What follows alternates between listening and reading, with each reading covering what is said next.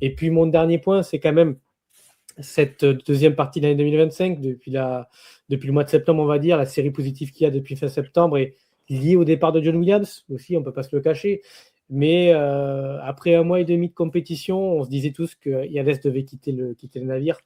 En plus, on avait une pelouse qui était catastrophique à cause de ce champignon. Enfin, très sincèrement, le début de saison, on se dit, oula, dans quoi on est parti, ça va paraître très, très compliqué pour la suite. Et puis, au fur et à mesure, on a réussi à retrouver un peu d'équilibre, on a réussi à trouver un peu d'efficacité, la coupe et le remaniement tactique, et des joueurs qui se sont enfin sentis un peu mieux physiquement aussi. Ben, tout ça a permis d'enchaîner, de trouver notre rythme, de trouver notre équilibre, notre solidité, de devenir efficace et d'enchaîner les bonnes performances avec des résultats positifs et du jeu qui était plutôt intéressant et attrayant pour le niveau.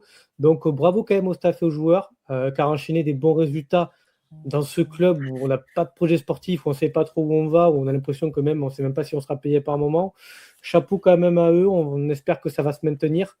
Parce que franchement, cette équipe, on prend du plaisir à la regarder. Il y a des joueurs auxquels on s'identifie et qu'on apprécie.